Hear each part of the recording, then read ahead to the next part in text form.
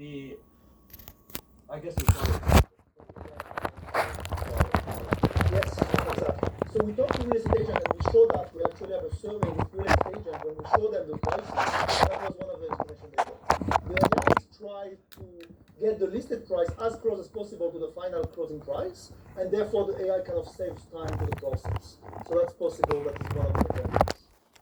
That's very, very good point. It's also agents issue, right? The agents want to increase the little. The agent also has a commission that is tied to the price. So the agent has an incentive to overshoot the price because the commission is a percentage of the listed or the final price, right? So there's also this kind of mechanism where the agent is tied to the price, but the AI is not tied to the price. Actually, in order to get the listing, we promise the seller they're going to get it by price. That's true. That's true. That's also true. Now, what is interesting, we tried also to do it only on the listings that are not broker dominated, meaning that it's direct consumers that are selling their house, and we didn't see a different effect. Because we thought about this effect, that perhaps the agent fixed effect is very strong, because brokers have weird strategies that are adverse to the market, but actually we couldn't see such an effect. No, it's crazy. 6% difference well on it, so I think you should review that. No, I mean, we tested, again, I think also, like, if you look at specific markets, you're going to see different behavior as well. Like if you look at New York, for example, New York market is extremely specific relative to like a lot of other American markets. Now what we did here, what was interesting, and in the book or in the paper we can see all the results, we did a lot of heterogeneity. For example, we look only at new houses in the last 10 years, and only at old houses. We look only at houses that are top 1% of the market, the most expensive houses, the cheapest houses. And what was beautiful in those analyses is that any types of houses, we could still see around 10% lower prices, even in the expensive houses. Which was very interesting, meaning that this tendency to underprice is across the board, as opposed to be very heterogeneous. Now, the last slide I have is about the second question. Do prices generated by Gen AI tend to amplify or alleviate price discrimination? And to our surprise, once again, we run a lot of analysis. I'm showing you just a couple of regression tables here. We found that in the two discriminatory variables we look at, AI tends to alleviate price discrimination. For race, it reduces discrimination by 15%, and for income level by 23%. And we did a lot of robustness. And again, there was a big paradigm shift. If you look at machine learning and deep learning, those tools are learning from data. They perpetuate biases or discrimination, and they amplify it. Gen AI tends, and we're not the only paper to claim that, there's a couple of papers now, that Gen AI tends to reduce discrimination and biases. So the question is why? And we believe, and we try to test it in the paper, the mechanism is because of the training process. And several of you floated this idea already. But if I use machine learning, I'm going to be training my algorithm based on transaction data. Transactions are biased. Prices in white neighborhoods are more expensive. The AI or the ML is going to learn from that and perpetuate the bias. Now, Gen AI is not trained on the data. It's trained on internet. Internet has a lot of transactions, but also has a lot of press articles, regulations, news. News are saying that price discrimination is terrible. Academic papers say it's terrible. So Gen AI is going to be trained on information that claims that it's very bad for discrimination, therefore it's going to alleviate the biases. I think that's what we found in the paper. So now we'd like to move to the second use case. Hi Nina, thank you for joining. Hi. No, my pleasure. Please. Right? Yep. This is where the mortgages are discriminated right based on race, color, ethnicity, or religion. Yes. You're saying that it's as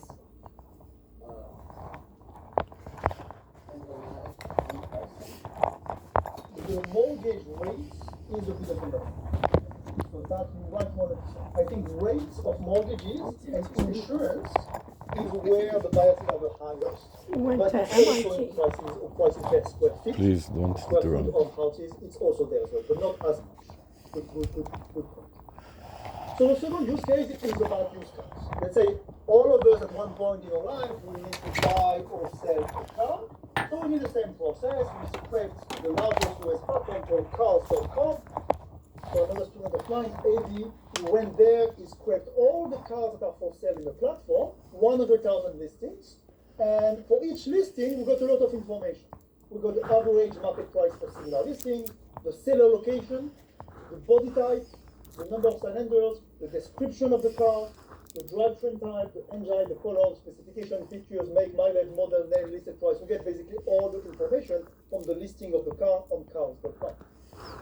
And then we tested the same 4 LLMs, ChatGPT, Gemini, and Claude, with 4 prompt levels. So now we're going to start with a simple prompt, better prompt, and the best prompt we tested, 4 LLMs as well. And we conducted many analyses. First, the effect of the prompt, compared to several prompts. Another one we did, which is very important in my opinion, that's why I highlighted it here, it's called the stability test. If I ask the same LLM, with the exact same prompt, exact same wording, I have this stochasticity I mentioned a few minutes ago. How bad is the stochasticity? It's called a stability test. Then we're going to compare recent cars versus old cars, expensive car versus cheap cars. We're going to do a bunch of comparison and everything is going to be in my note. So first results, this is for one of the LLMs, 4 prompt levels. The human, around 32,000 on average, the price on this platform costs $32,000 US. If I have a bad prompt, it's going to cost at 35,500, and you can see the better the prompt is, level 2, level 3, level 4 is going to convert to the right level. So first, you can see a clear convergence effect. So the better your prompt is, the more accurate your price recommendation is relative to the human price. But the interesting part is, if you have a good prompt, you are pricing extremely well relative to the human. So let me put some statistics on it. Prices are sensitive to both the LLM and the prompt level. The average human price is around 32K. If you look at the LLMs, it goes between 30 and 36. The top LLM with the top prompt is within 2.5%. So for prompt level 4, all AI prices across all LLMs we tested within 3%, and the top one is 2.4, 2.5% average. So if I compare real estate, where there was a clear tendency to underprice by 13.5%, to cars, the second case study, prices are very. And I'm sure a lot of you have some ideas. As you said very wisely, pricing a car is much more objective. There is a market, it's a steady market. 2 cars are very comparable to each other. It's not like 2 houses that are very different. So it's easier from a task perspective. Another effect I want to check, and I did a lot of work on that, called psychological pricing or charm pricing. In charm pricing, humans tend to price by ending pricing with 9 cents or $9 or $5. I wanted to know if the AI was also doing the psychological tricks. So if I look at humans, 33% of the prices end in 0, 17% end in 5, and 12% end in 9. If I look at the AI, none of them end in 9, so the AI doesn't have these psychological elements. It's very rational. So it was very interesting that the vast majority of the prices for GPT-4, 98.5% of the prices will end with a 0, will not have the psychological charm element of price. Stability test. So what we did here, we took 1,000 cars, okay? So we have 1,000 cars, and for each one of these cars, we're going to ask 1,000 times the LLM to price. So we do 1 million queries. By the way, parenthesis, this entire research I'm showing you, real estate, cars, and contractors, the cost to cost LLM was around $50,000 US. So you can appreciate a bit that this research is expensive. Only this test is around $2,000 or $3,000 of API calls to the LLMs. So what we did here, 1,000 cars, we took the cars that are the most common, think about the RAV4, think about the Toyota Corolla, all those cars. And we asked the same LLM with the same prompt 1,000 times to check the stability. Stability was not parallel. After removing hallucinations, you have clear hallucinations, around 0.01% of hallucination. 93.7% are within 5% of the average. So the standard deviation is very, very thin, meaning that the stability is fast. Now this was not true for all tests I did, but for cars at least, use the same word, the same prompt, the stability is. And again, we conducted many analyses, cheap car, expensive car, new car, Florida cars, different states, and we didn't see very interesting patterns. Everything was fairly good. Great, so now I move on to the third use case, which is by far the most exciting one. I have 6 slides for this use case, which is about contract work. And you're going to understand why it's much more exciting. So similar process, once again, we collected 60,000 listings from Upwork.com. Upwork is the largest platform in the world of contracting work of freelancers. These people who want to offer their services in exchange of an early rate. Every year, Upwork publishes a report with the top jobs. So we look at the top 6 jobs. Accounting and bookkeeping, number 1. Full stack dev, general VA, big one that is upcoming. People want a virtual assistant for $200 a month. Data analytics, graphic design, social media marketing. For each one of these categories, we scraped the 10,000 most popular listings for each category. So we have 10,000 listings for each one of the 6 categories, a total of 60,000. Now what do we get? We get the full listing. Years of experience, projects, reviews, like the full listing that you see when you go and browse across different freelancers. So first, we spend around a couple of days to find a very well-crafted prompt, and now we can use 8 LLMs. So the study is much bigger, 8 different LLMs, including a few reasoning models, 3 reasoning models. We conducted several analyses to test for biases and discrimination. We did 3 types of discrimination. Discrimination based on gender, discrimination based on geography, and discrimination based on the age of the freelancer. If the freelancer is younger or older, with the AI, you recommend a different thing. So we published this paper a few months ago with the Harvard Business Review. When AI sets wages, biases, and labor discrimination in generative pricing.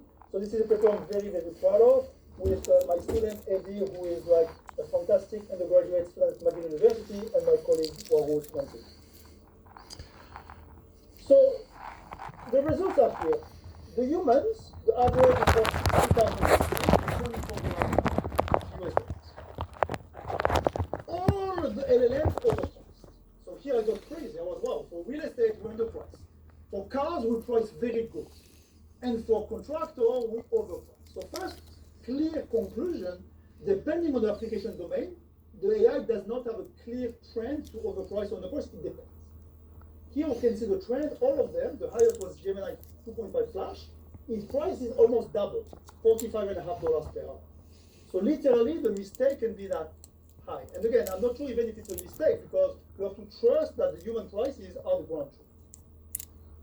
So if I look at the number, there is a strong tendency to overprice. The average human price is around $24, and the AI was between 30 and 45. So even the best AI had a tendency of 30-40% overpricing, which is not small. Now this was robust across 6 categories. We checked for the bookkeeping and accounting, we checked for the graphic design, we checked for social. Across all 6 categories, it overpriced. It's also true we thought, oh, you know what, maybe there is new contractors that have not a lot of experience, and you want to have a lot of experience on the platform because you put the number of hours you work on the platform. We felt, you know what, probably for the new is going to overprice, and for the expensive one, the price is going to balance. No, it overpriced for both. Very surprising. What we did then, AD, the students, spent countless hours challenging the answers, asking the AI, why do you price so high? What's going on? And in the book, I give a lot of explanation, and actually the explanations are really good. Very impressed. The country it overpriced the most was Qatar. So we focus on Qatar, and we ask, why do you overprice so much for Qatari people? And he started telling us the Qatari average wage of last year with the macroeconomic factor, the interest rate. He knew really a very good rationale and reasoning about why this price was given for those people.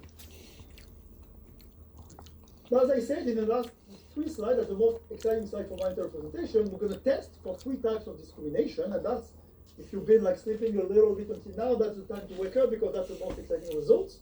So the first one is testing for gender, then location, then age. So what we did, we took the listing and we create a twinning of the listing by duplicating the listing by having exactly the same, except one is for male, one is for female, one is not specific. Now, how do you know the gender? From the first name. So in the listing, you say, hi, I'm David, I offer those services, I live in such and such, I have that experience. We asked ChatGPT to recommend what is the most common female name and male name for each country, and we use that name instead of the real. So if I have the profile of David, I'm going to have David and I'm going to have Sarah. And then I'm going to have the same profile, same experience, same everything. I'm just going to manipulate the first name of, or I'm going to have no name at all. And what was beautiful, guys, when I saw this, I was like, wow, this picture is phenomenal. There is literally no gender-based price discrimination. I haven't specified, I don't give the name, I give the female name, I give the male name, it's perfectly balanced. You can see the standard errors here. There is no statistical difference, the p-value is extremely high, it's extremely solid, definitely no. And this was across for all LLMs, 8 LLMs, all categories, new and experienced workers, and also very expensive type of task and very cheap type. So I see it as a very good news that AI doesn't tend to discriminate across gender, which is a big topic. And what I did next, I wanted AI to discriminate. So I tried to force AI to say, hey, if this is a male, you should price more than if it's a female. You want one Try egg? the opposite. Hey, if it's a female, you should price more. And it was very hard to convince the AI to price discriminate. Only when I put important in capital letters and I force the AI and I give a punishment scheme to the AI that doesn't discriminate, it discriminated but by 5%. So very interesting that in the training process, there is some embedded mechanism that prevent AI to discriminate based on gender. Very good news in my opinion. This is asking price, right? Yeah, asking price, listed price, article. Very interesting because I think prior, I did a little bit of that 10 years ago. I was working on research on Upwork, freelancer, I think the human, actually, if you compare them, I think females can cost the less. Yes, Right? 100%. There was a huge discrimination in the human price. But the AI at least will close the gap between genders, which is very good. Very good. The second one is the geography. So here it's very interesting. So the question is, do LLMs tend to recommend prices based on location? So we did a similar type of test where I took listings from two countries, the US and Philippines, which are two countries with a large amount of listing with drastically different macroeconomic factors of GDP. Right? The GDPs are very, very different.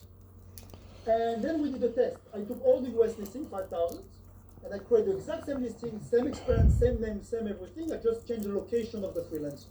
Remember that all this work is remote, so I don't care where the person is. And similarly, I took the 10,000 listings of the Philippines. I create a digital twin by just changing the location and keeping everything the same. Now, if you look at the effect on the left side, that's the human US prices. I ask the LLM to price it, it's going to overprice. If I take the same listing and I change the location to Philippines, it's going to underprice relative to the human. So you can see the gap is massive. And similarly with the Philippines, that's the human price from the Philippines. I ask the LLMs to price it, it's going to overprice. And then if I change the location to the US, it's going to overprice much more. Here the gap is massive. We're talking about a discrimination between 53 and 106%, sometimes double. You can see here, it's literally a massive, massive, massive difference. And again, same person, same qualification, same skills, same experience levels, just the location is different. So that was not the good news. I mean, again, you can argue if it should be or it should not be. We don't try to answer that question. But if you use AI, it will use geolocalization-based pricing. So my next question was, can I close it by the prompt? So what we did many tests, and I tried in the prompt to say, please don't use the geolocalization to price. And if I just say it like that, you can reduce it from 53 to 106, it reduces to 30, 35%. And if I go to very, very strict, I say it's very important to know the location, I can reduce it to 10%. I cannot close it to 0, which is very interesting. You can put in very carefully prompting to reduce the bias, but you can fully close it. I'm not that familiar with Upwork. Because it's a US portal, whoever goes on that portal, the US person, they get automatically taxed, right? If you mentioned you ship guitar, the guitar is tax-free for most people, except for US people. You're still... My understanding, and I'm not an expert, is Upwork doesn't take care of taxes.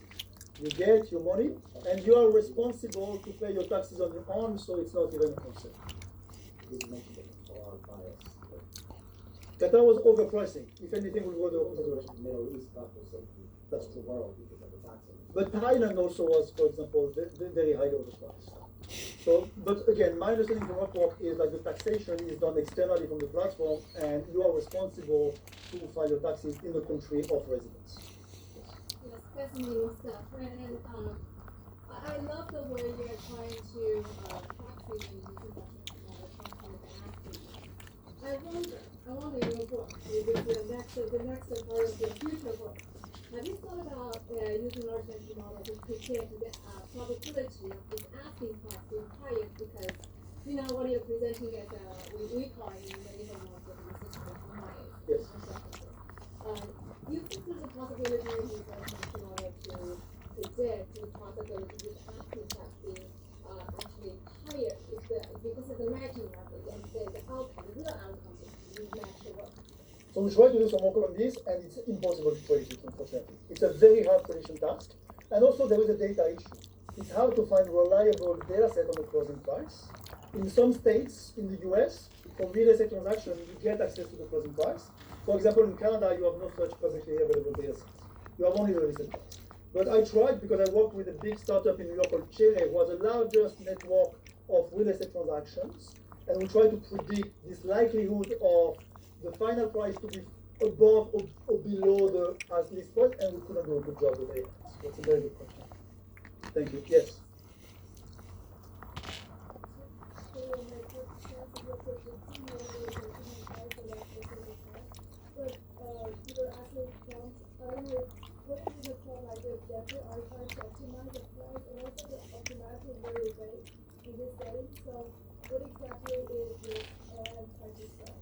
So it's a fantastic question. So we tried in the prompt to vary those sort of objectives, and we couldn't see the impact on the prices. So it's fairly robust. It just means that there is some sort of hourly rate that you should charge based on market clearing type of mechanism.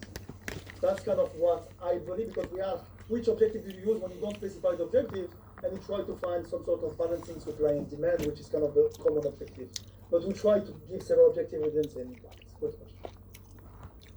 So the last slide I have about this case study is testing for age-based discrimination.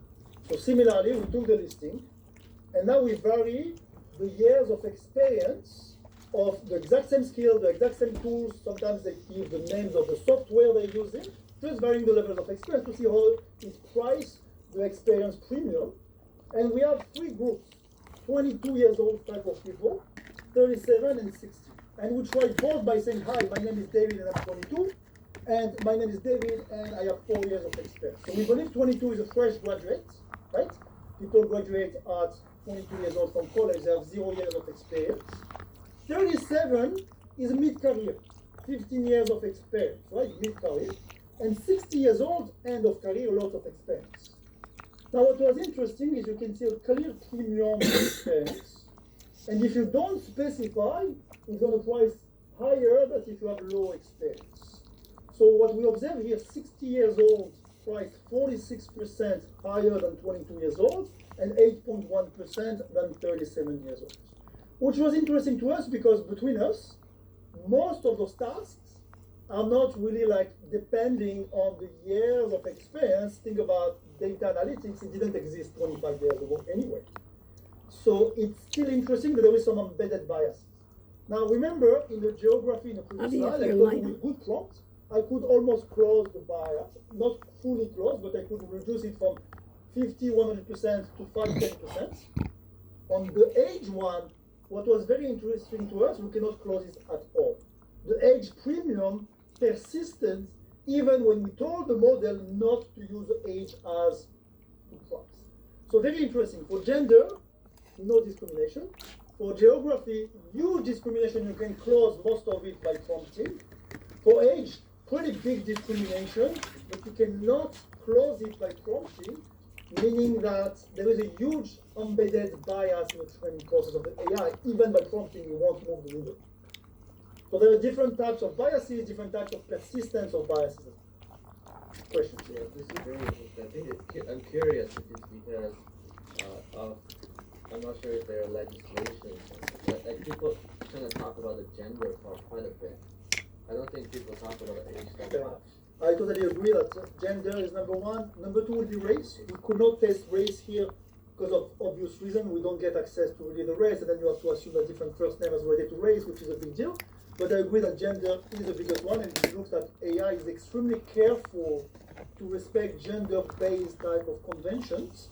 So there is no liability component of being sued, right? You can be sued if there is kind of gender. So you're right. But as and geography are less some sort of controversial, and therefore that's why they're being happening. Very good, very good. Yes.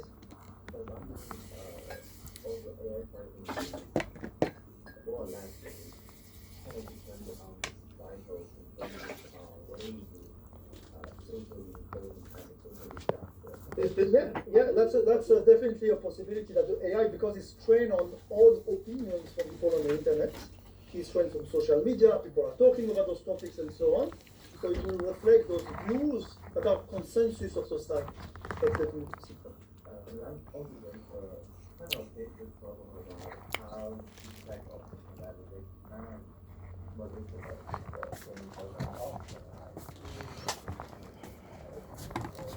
Again, that's a very good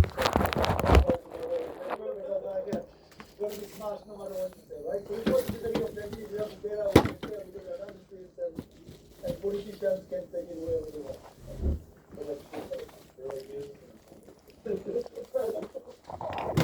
I will try to stay away. Even in my book, I don't talk about politics at all. I don't try to stay away from it. I don't even know if it's good or bad. By the way, I'm not trying to judge. I obviously have an opinion, but I'm trying to stay like as a researcher and just to look at the phenomenon. Yes.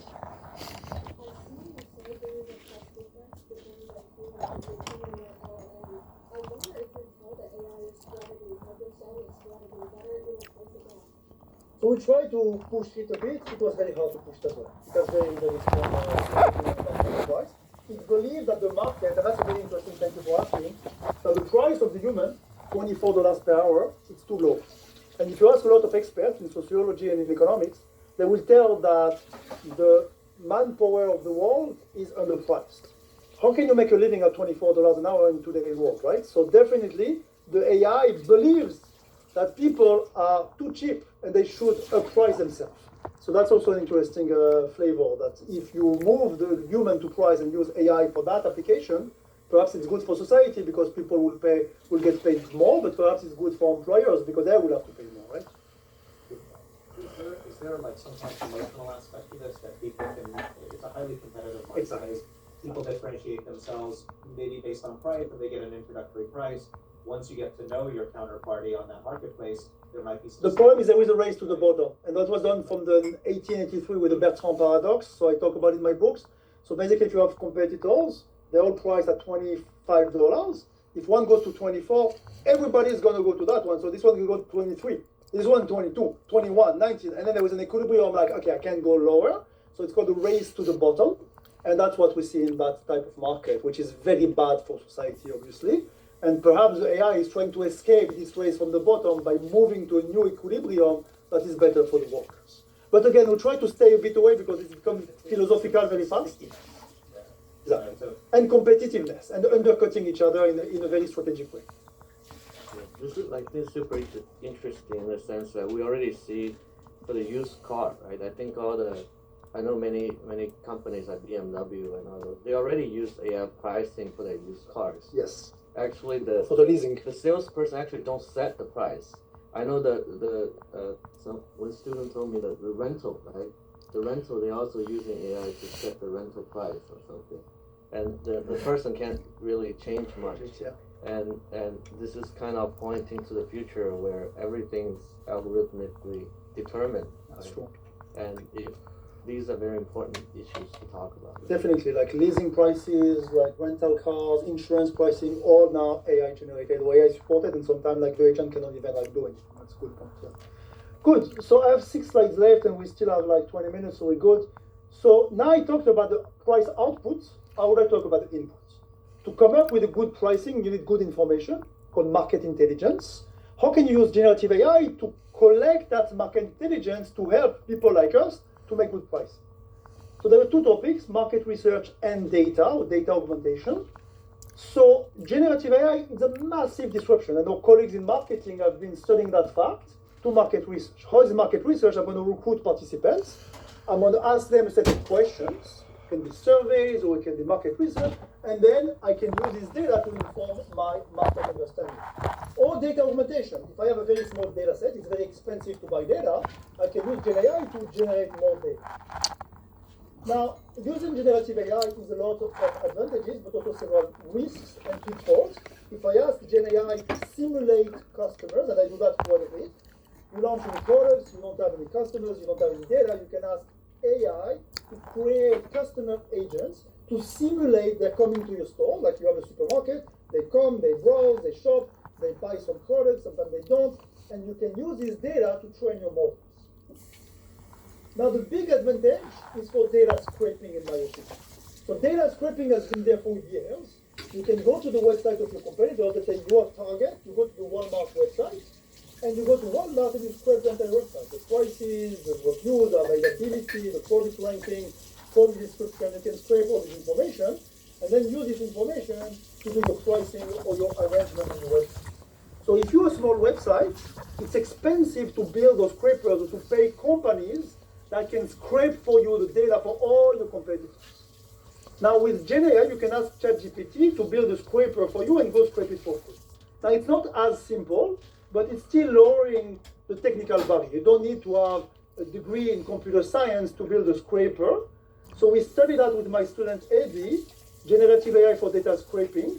We compare the traditional methods for scraping that's been here for 20 or 30 years, and we propose 4 AI or LLM-based approaches. And we built a tutorial here, free of charge, anybody can use it. So for now, more than 100 companies have been using our tutorials to use what we build here in order to scrape. So I can go there to this website, going to teach you how to scrape. You're going to build your scraper. You're going to say, who are your competitors? Let's say if you a website, you're going to scrape Amazon, eBay, your competitors, get all the prices every hour or every 10 minutes.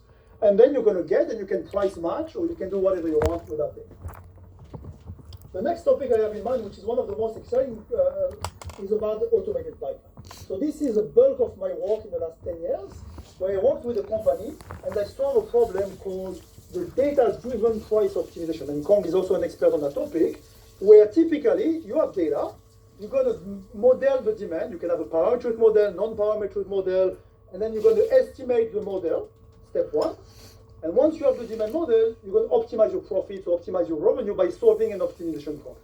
So typically, this pipeline has been existing for 20, 30 years. I did it with more than 50 companies around the world, where we collect data, we train a demand model, step one, right? Demand estimation or demand prediction. I also wrote a book about this specific step. And then the second step is once you predict the demand, let's optimize to find the optimal price. Now the basic setting is simple. Why? Because I have one product, static price, it's very simple. In the real world, it's much more complex because you don't sell one product, you sell 100,000 of products, and the price can be dynamic. Think about Uber or think about airlines. The problem is much harder. Now, how do you solve this problem? You have human experts, data scientists and data engineers, right? Like ourselves, and you need to do the following. First, you collect the data, then you clean the data. That takes weeks. I have a full chapter on my other book about data cleaning. Then you cluster the data. Data clustering, big topic. We all teach it in our courses. Then feature engineering. Then the demand prediction. You want to estimate and compare different models. Time series model, machine learning models, deep learning model, non-parametric model, MNL types of model. I recommend to consider between 15 and 20 different models and take the best one. Once you have good prediction, you go to the optimization. Typically, optimization is highly nonlinear, non-convex, it's hard. And then you do sensitivity analysis to find the price. This takes 6 to 12 months. In my consulting experience working with companies, can be supermarkets, fashion retailers, it takes 6 to 12 months to build this entire pipeline. I call it the ML Ops pipeline. ML Ops. Now, the reason it's hard is because you need a PhD in operation or statistics or machine learning. It's really hard to do. You need a lot of technical knowledge. And you also need customization. If you do it for one company and you want to do it for another company, even in the same sector, same country, you're going to have to re-customize the tool because it's very hard. It depends on the features, on the type of data you get. And as I said, this scenario is for single price, static price. I set the price and I cannot move the price, so it's simpler. But question that motivated us, guys, is can we fully automate this process in 6 to 12 months that we have to have PhD people by having a gigantic prompt. So we built the prompt, and the prompt is going to be in the book. The prompt is around 700 lines. Massive prompt. And we explained, and I gave my book, and I gave my papers, and I gave everything to the prompt. Tell the AI, hey, please do it. And we did a lot of tests, and the AI couldn't do it. I see it as a good news because I feel I still have a job. I still can do consulting for companies, right? If the AI could do it, then we all be like in a very bad step, but I put at least for now. So definitely, if I have a single prompt and I ask the AI to solve this problem, it doesn't. Do you know which part you cannot solve? I do, and I talk about it in the book. The problem is algebraic calculations. It's very bad, even if you ask to do some basic calculation, 33 times 1000 minus 20 plus, even that, it's hard to do algebraic manipulations. So every time there is some algebra, it's messed up the entire process. Now, obviously, you can still use LLM to automate the workflow. You can use LLM to generate code, like we all now use LLMs to code, right? So the code will be much faster. So now 6 to 12 months is still going to 1 to 2 months, but doesn't go with one line, click, doesn't go. Now, what we can do as a next step is to build something called a multi-agent AI system. And by the way, that's the new frontier of AI now. Like in 2024, people were talking about LLMs, generative AI, now people are about agents, right? Agentic AI is a new thing. So you can build a multi-agent AI system where you're going to input the data. I'm going to upload the data in Excel. I'm going to give it to it. There'll be a code generation, code execution, assessment, solution. Users, like managers, can just simply upload the sales data, describe their goal in English, and ask the agents to work collectively. So that's what we're working at the moment. So here is a system. It has 4 agents and 4 judges. So for people who are not really aware with that architecture, it's a very interesting architecture where build a system of agents that are working for me. I have agent A is a data engineer. We coded a full agent that does all the work of a data engineer. A data engineer today in the US costs around 200K per year. I can code an agent to do this. I have a second agent, agent B, ML engineers. A machine learning engineer costs around 250K per year. I have agent C, an evaluator.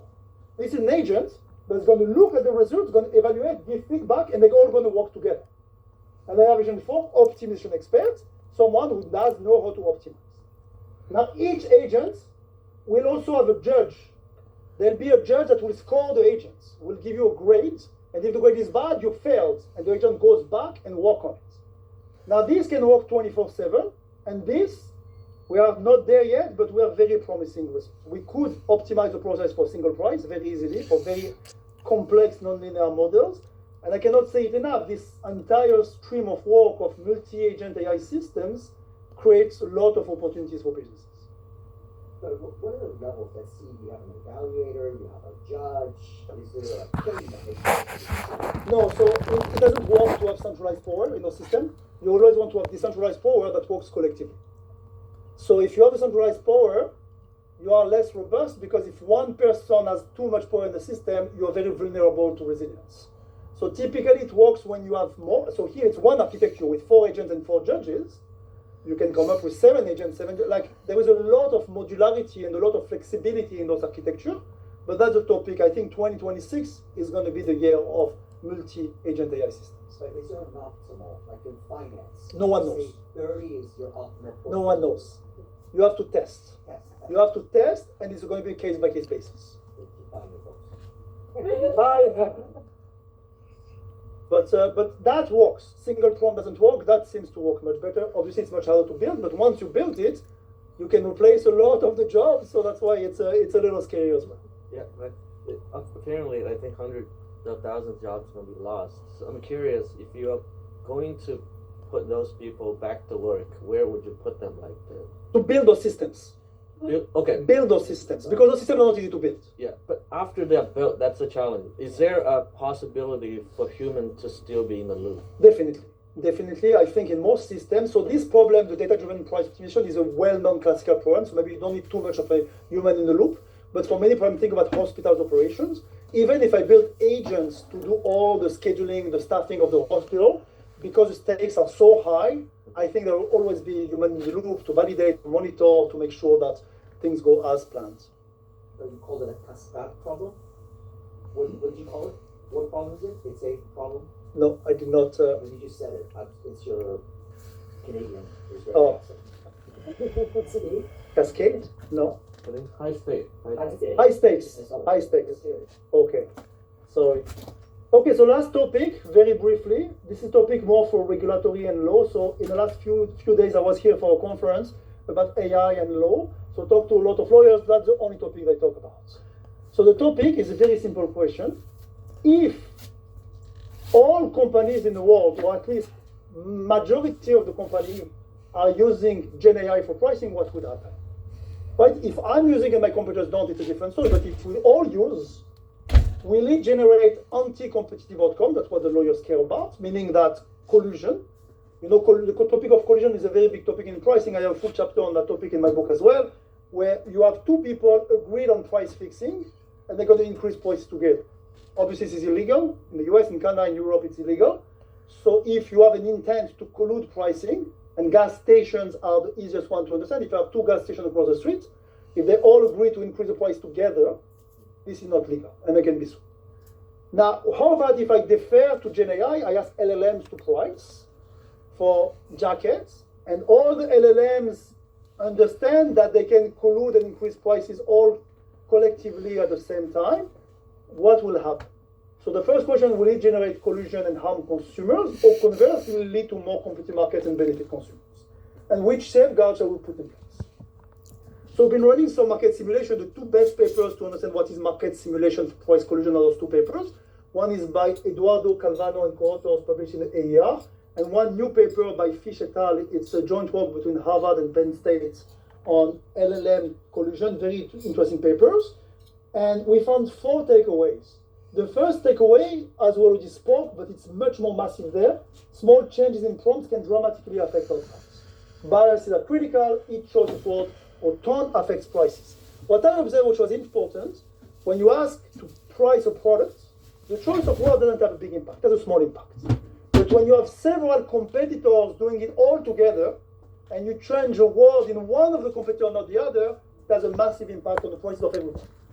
Which was very interesting that this is more pronounced in a competitive setting than in a monopoly setting. Second one is real-world mix of LLM-driven collusion sim law. It was very hard to find some sort of collusion outcome. Basically, the only one where everything is connected. All the competitors in the exact same LLM, the exact same prompt, and the exact same modeling assumption on demand. If that's the case, you can have collusion.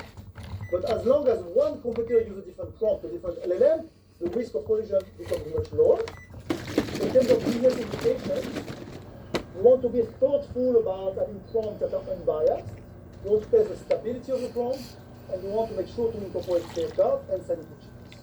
In terms of policy implications, you want to monitor LLM deployment as they evolve, and very importantly, now the companies need to keep the prompts, and there'll be some audits on the prompts. Because in the prompt you say, hey, if my competitor price also increase the price, that's not legal. So you have to be very careful what to tell your prompts, because that can have some liability and legal component because you say something in your prompt. So just to summarize the talk, and we still have time for Q&A. So first takeaway, we studied how to use Gen AI for price recommendations. In my view, it's useful. It provides a quick, often accurate ballpark to validate intuition. Another project we're doing with my students is to use the LLM recommended prices as a feature to the machine learning model. Whenever you have machine learning with price elasticities, you have LLM to give the price. Let's use LLM price to the ML to get the best of both. Still ongoing. Second takeaway, Gen AI recommended price is taken with a grain of salt. It has issues. It's not perfect. You want to run stability tests to test the stability. You want to challenge the answer, ask for explanations. You want to test several LLMs, several types of prompts, and be very mindful about biases. Third one is LLMs can also help for the input side, the market intelligence, market research, data augmentation, and more so for data scraping. No full MLOps pipeline yet. Again, it's not capable to fully automate the entire pipeline with a single prompt. But the multi-agent AI system definitely have the potential to do so. And in terms of impact on competition, if all the competitors are using it, it does not seem to yield anti-competitive outcomes which are bad for the firm. So that's all I have for today. Thank you very much.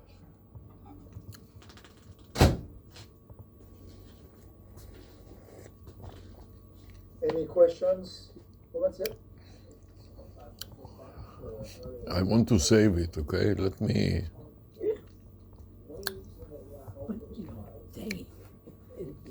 You may want to save it. I don't know what you want to save. The text move Well, well. do it now because when they end the meeting, you lose it.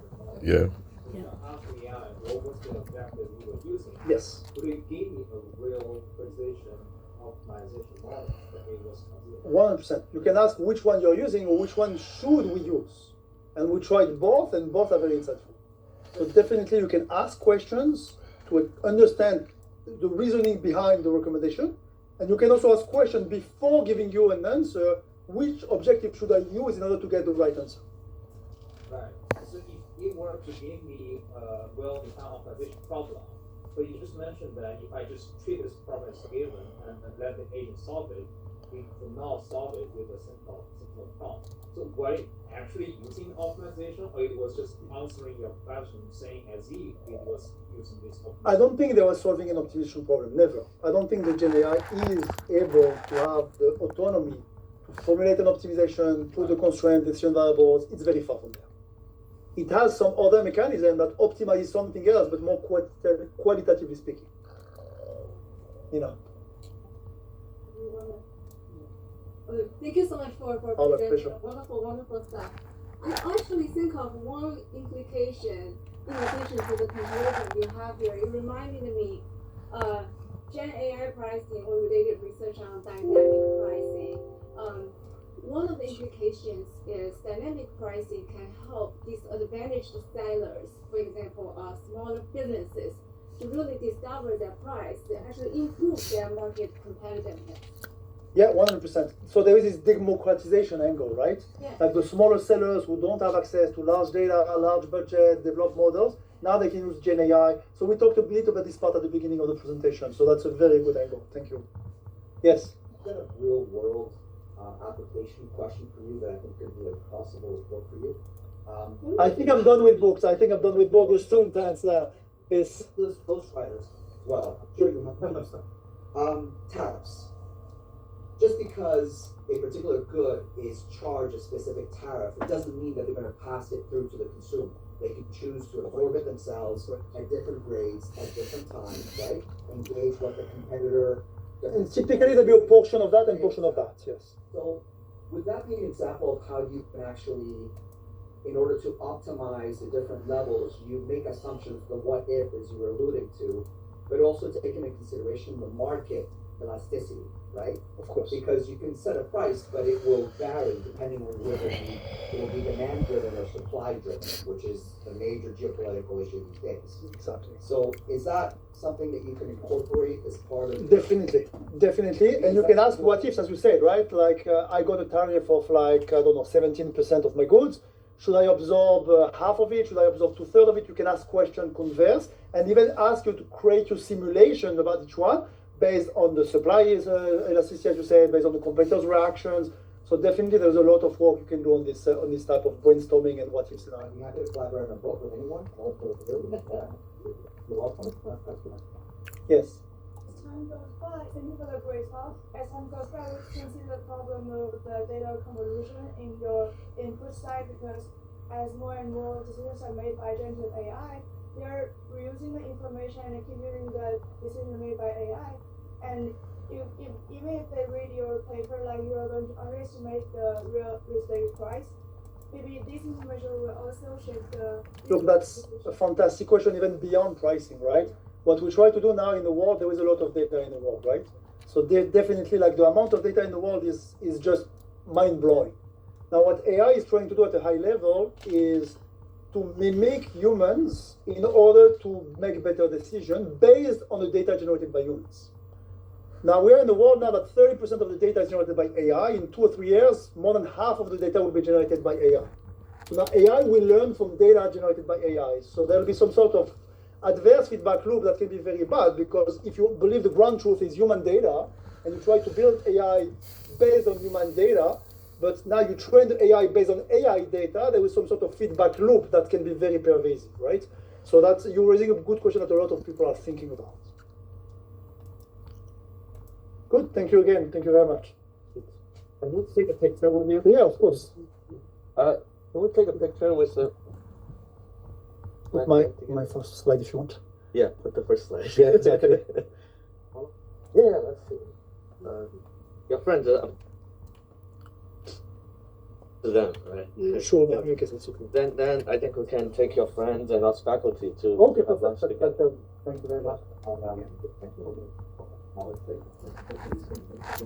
Yeah, let's do it here. Let's do it here.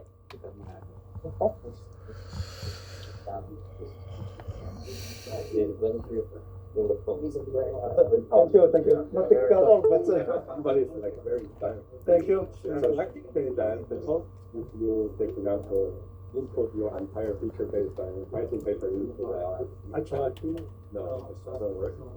Yeah. Thank you. You couldn't believe that. You wanna? Yeah. Sure. Can you fit us? I can go down. Can we have another room? Yeah. I'm not sure. Here. There's no gender discrimination. No funny.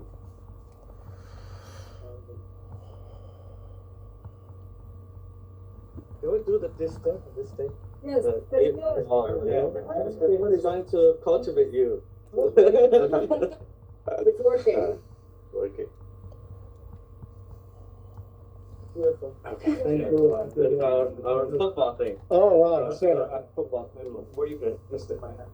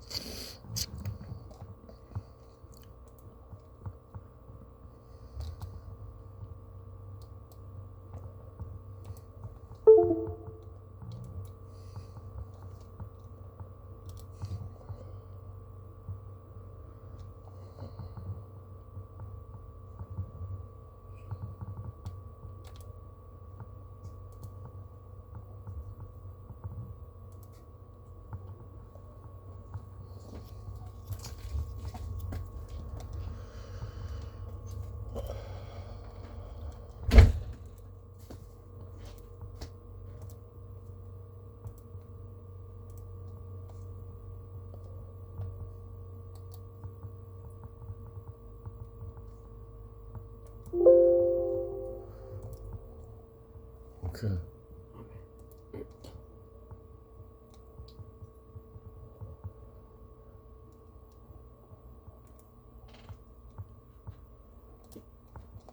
Okay, now you can do whatever you want.